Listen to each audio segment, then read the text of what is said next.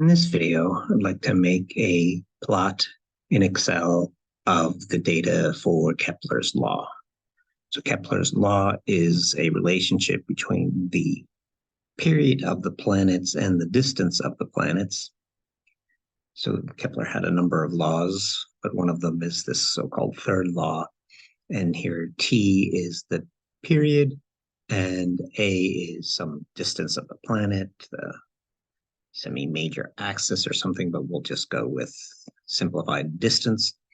And so he didn't find these exact numbers out front. That was after his time, but he just found this sort of proportionality so this is more Kepler down here, this proportionality that the period squared related to the distance. So we're going to plot, we have the data of the planets, including Pluto. We have the periods and the distance, but in this way of writing it, the variable on the x-axis I want to be the distance and the y-axis to be the period. So one thing I have to do is reverse this order. So I'm just going to sort of copy this period data and paste it over here because, in Excel likes the data in the x-axis to be first. We'll go through lots of manipulations to get it to keep it in that order in your spreadsheet, but plot it the way you want. But it's just much easier to just give it in the order Excel wants. So here's my X's and here's my Y's. Okay, and let's go for insert chart XY scatter. And here we are. And then I like to do with the chart highlighted, so it's chart design up top. I like to go to quick layout. This works if you have sort of more of a desktop version than some version out, sort of like, some online cloud version of Excel. But I have a video on how to do it in Excel, like a cloud Excel. Okay, like a 365. Okay, so here we are. Here's the data. That quick layout number 9 that I like. That's convenient. That assumes it's a straight line, which is not correct for here. So we did not plot period squared. We plotted period, but it is Power Law. But so to get this to be solved for period, I would have to take the square root of both sides. But that would still be over here, just take the square root of t squared, it would be t, but over here, take the square root, forget the constants, take the square root of a cubed, it would be a to the 3/2. So it'd still be a power. So I want this to be a power law fit, not a linear fit over here. So I'm going to right click and format the trend line and choose power law. Okay. And then I usually don't like legends. Sometimes they're useful, but not in this case. And this was distance, and that was 10 to the 11th meters. And let me come in here with that 11 and go up to font and choose superscript. Okay. And then the y-axis was what the period, and that was in 10 to the 7th, 10 to the 7th seconds. And then let me highlight that 7. And again, font, superscript, okay. So there I have. And then I'm going to say here, Kepler's third law.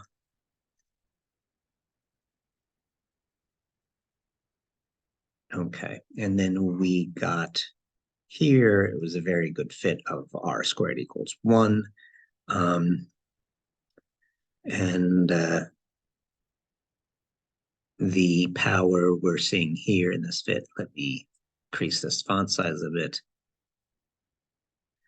The power that we're getting out of our power law is 1.4996. We'll call it 1.5. And if we go back to Kepler's law,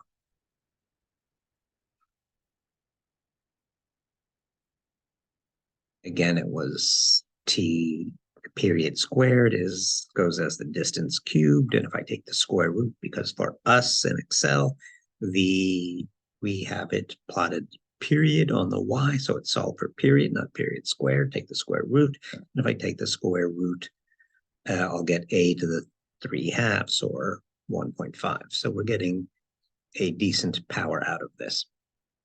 Okay. So now what I want to do is say that somewhere in here, between Mars and Jupiter, there are asteroids. So now let's use this result that we have and sort of figure out what is our predicted from this, what's our predicted period for the asteroid belt. So I'm just saying, okay, here is something on the asteroid belt from Wikipedia, and there were just some ideas here, one of them due to Kepler himself, that there's something missing. So just sort of some geometric reasoning, like there seems to be some pattern of the distances of the planets. He knew up to, I believe, Saturn, one of these sites said. But he thought there was some pattern, but there was in the pattern something missing between, so here's Kepler, between Mars and Jupiter, I place a planet. So he's thinking there's some kind of missing planet. And other people sort of agreed, and then there was indeed, whether those arguments were sound or not, I don't know, but there is indeed something there, these asteroids. And then let's say here, again, just sort of a quick Googling, what is the distance of the asteroid to the sun? Because all these distances that we were interested in here were the distance from the planet to the sun. Okay, so they're saying here the asteroid belt is from 2.2 to 3.2 astronomical units, whereas an astronomical unit is the distance from the Earth to the sun. So let's find out first the distance of an asteroid.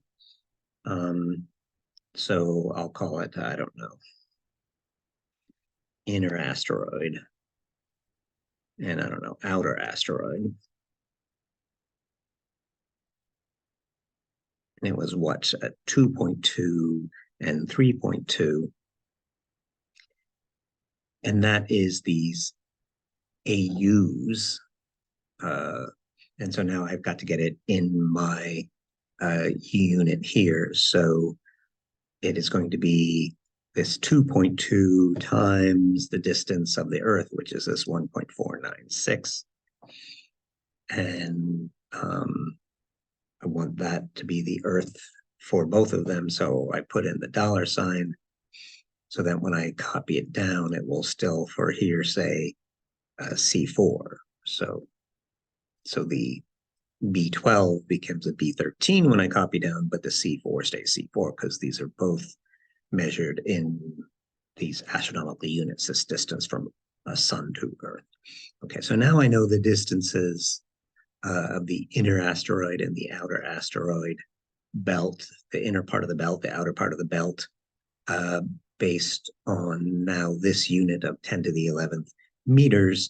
And that was my unit that's in this formula. So now I can apply this formula. So I can say equals 1.7261. I'm just reading it off the graph, times the x, which is now this distance for the inner asteroid belt, raised to the Let's go be a glutton for punishment, put in 1.4996. So that was about 10.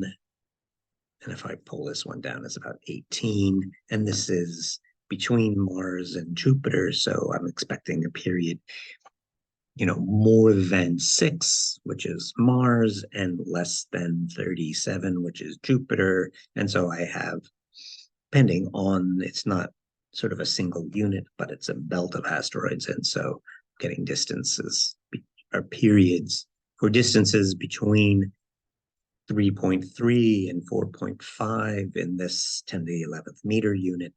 I am getting periods in 10 to the seconds, 10.3 and 18.8. So that's as much as I wanted to play here. Plot this data, fit it to a power law, see if the power law makes sense given Kepler's prediction.